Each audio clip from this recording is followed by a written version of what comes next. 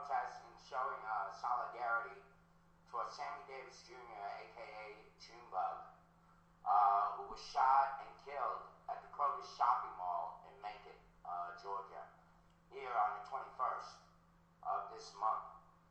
Now, the reason why I'm calling for this civil protest in front of City Hall at the Rosa Parks tomorrow at 1 o'clock is because of the stories or the inaccurate stories that have been put out there by not only the police department but members of the press, where they claim that there was a warrant being served to Mr. Davis, when in fact, after both myself and Anthony B. Harris, who's not here at this time, representing the Morning Rosa blog TV show that we do, we went down there to find out if in fact there was a warrant. Well, lo and behold, there was no warrant. And so omission equals a lie. And why say something that in fact wasn't the case? Why talk about a warrant, which by the way was perpetuated for over 5 days in the press, that they were trying to serve some kind of a warrant. Even that in case, in fact, spelled to me that there was something fishy when they said some kind of a warrant. What is the some kind of a warrant? There was no warrant, folks. There was none whatsoever.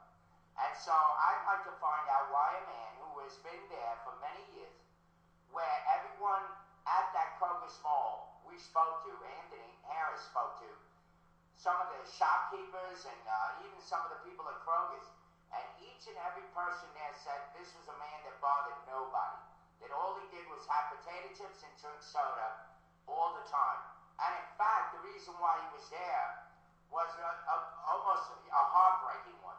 Because he was a diabetic, he refused to let his sister know that he was having this kind of a food, item. And so here he was, basically hiding out from his sister so that she wouldn't get on his case about eating unhealthy foods.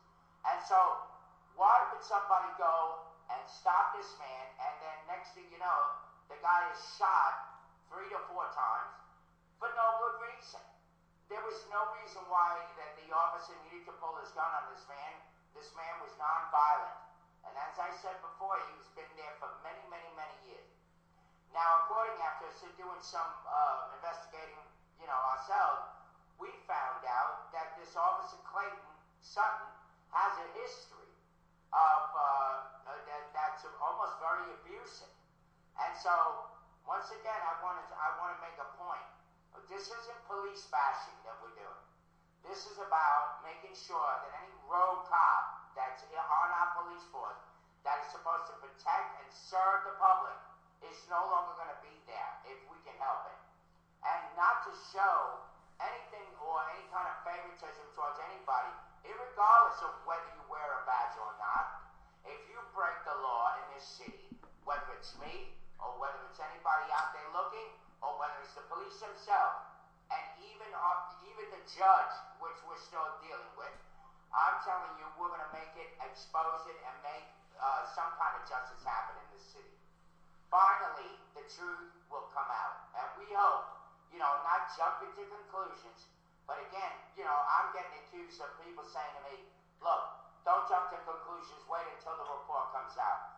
Well, the fact of the matter is that it was reported for over 5 days that there was a warrant served to this man, when in fact, that is a bold-faced lie. There was no warrant. That alone will call anybody into action to try to expose the truth, and that is in fact what I am trying to do, as well as my partners here on our show on the Morning Roast. So I'm hoping that you will join us. I pray for the family who had to not only deal with this whole situation, but during Christmas Day and Christmas time, that they, after so many years, lost their brother to a rogue cop, which I believe, I'll use that term, not so loosely, but in fact, that's what I believe. And so I hope that you'll be there once again. It's at the Rosa Parks Park at 1 p.m. tomorrow in front of City Hall.